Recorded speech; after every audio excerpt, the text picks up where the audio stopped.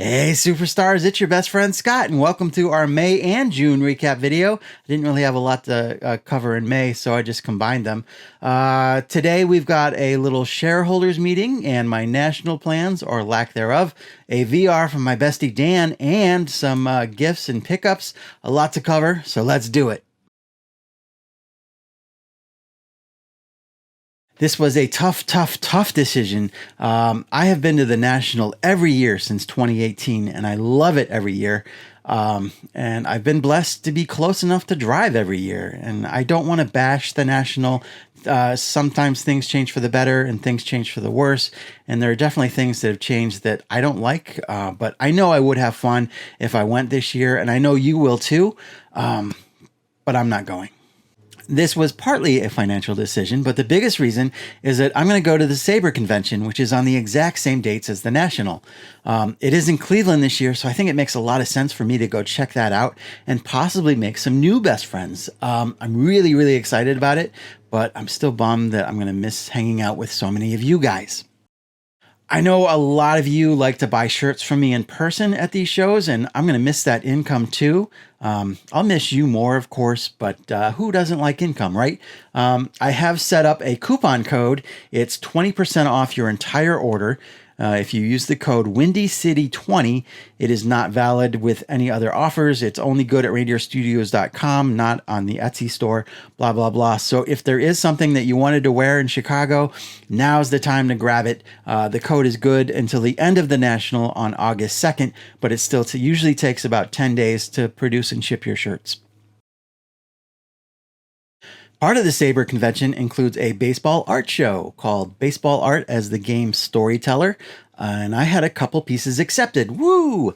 This awesome poster was done by my friend Eric Kittelberger at Triple Play Design. They wanted a couple pieces from my social media series where I'm doodling a Cleveland card every time the Guardians win. Very excited to be part of this. So nothing really new in terms of baseball card themed shirts. I've had a little shift in focus, and I've been trying to start up a line of merch called Reindeer, and that's aimed at Little League kids and families, and those are making their way slowly onto the Etsy shop instead of reindeerstudios.com, because like Etsy is where that audience would be, baseball moms and the like. I still want to do the baseball card themed shirts, and I've still got plenty of ideas for those. I just wanted to spend some time getting this venture off the ground. I am excited to participate in For Collectors Hobby Palooza again this year. That's later this month, but I'm not sure that they want me talking about it just yet. But I will be painting Ty Cobb live with the help of my besties Eddie from Eddie's Cardboard Chaos and Jake from Legends Never Die, but it's a secret, so don't tell anyone. I hear it's going to be the place to be. More details to come. Lastly, Reindeer Studios is now an LLC. Not that that means anything to you guys. I just thought I'd let you know. Moving on. My man Dan from Dan's Vintage Baseball PC is celebrating 3 fantastic years here on YouTube, and he is a great storyteller, a curious collaborator, and you can tell he loves this community because he is so involved. He wants to hear about the one card that represents us as people and as collectors, and I'm sure it comes as no surprise that my one card is my T206 Cy Young portrait.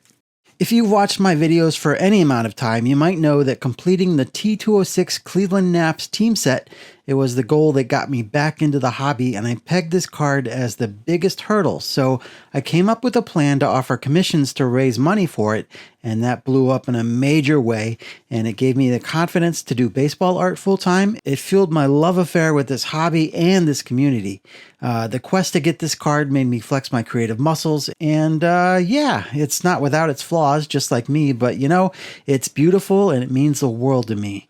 It's hard to believe such a tiny piece of cardboard could mean so much. Now, Dan is giving away a 71 Thurman Munson, and I have one, which I've had since I was a kid. That card means a lot to me, too. I meant to pull it out, but I'm ashamed to admit that I couldn't find it right away. I'm usually more organized than that. Thurman was a local guy with a lot of love for Northeast Ohio. It's the best Yankee card ever made, so I don't really need one, but I just wanted to show my support for my guy. Congrats again, Dan. Mr. Pennysleever reached out a little while ago, and he asked if I'd like to try out some of his new colored mags and top loaders with some of my custom cards. Who am I to turn down some free supplies, right? So we'll try the top loaders first. He sent some red ones. We'll stick Bert in there. And Ernie, see what I did there? Those look great. For the blue ones, we'll try Larry and Tom. Nice. I've used colored top loaders before, but I've never used colored mags, so I'm kind of excited about these. For the red, we'll go with Lenny here. That looks really cool. I love it. For the blue, I found that a little harder to match, but Georgie looks pretty sharp. So many options for the silver, but I went with this Veda Pinson card I made up. I've been playing with printing these on the fronts of junk wax checklists and team cards. That looks pretty sharp. Thanks, Mr. Pennysleever. These are fun. Here's the contact info if you want to get some of these for yourself.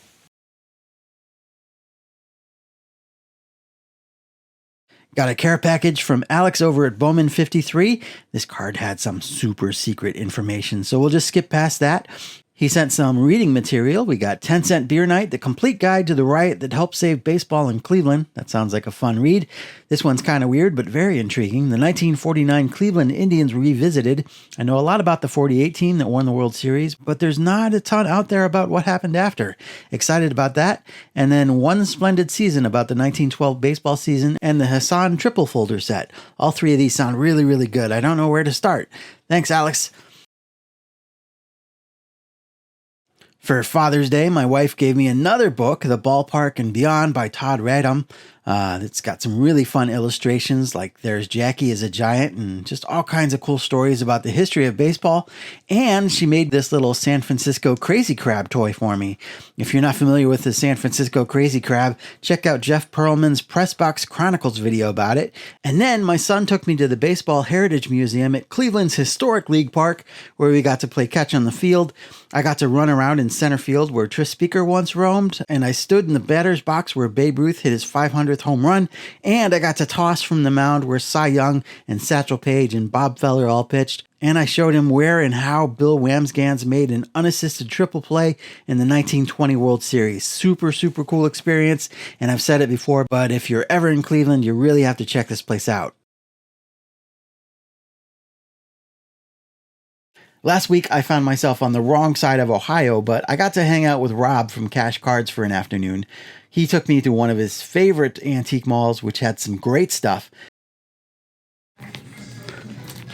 This is all red stuff, Rob.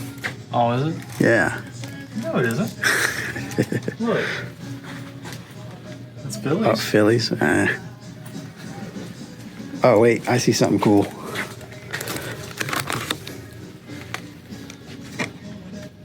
Wonder how that goes. Rob then took me out to dinner for a delicious burger at a place called the Turf Club. Thanks again, Rob. That was awesome. I know you had a busy week, and I appreciate you taking the time to hang out. Here's the one card I bought that I needed for my 59 Topps team set, so that'll go in right there. I bought some other stuff too, but that's for a future project. I also checked out the American Sign Museum. Not a lot of baseball stuff there, but still some great Americana. I did find a neat vending machine there. Please present your card or your mobile phone. Authorizing.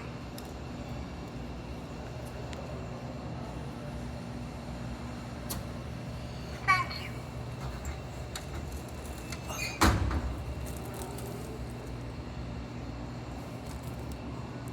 Tony Perez and a mustache.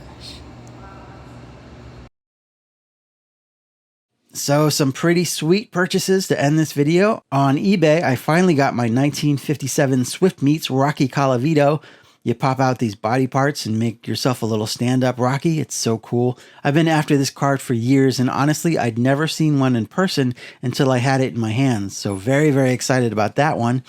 At the flea market, I picked up this puzzle a little bit out of my wheelhouse. That's Eddie Collins there. I did a video about the 1910 Chalmers race, and Eddie won the prize in 1914. I'm not positive that I'm going to keep this piece, but it is pretty neat.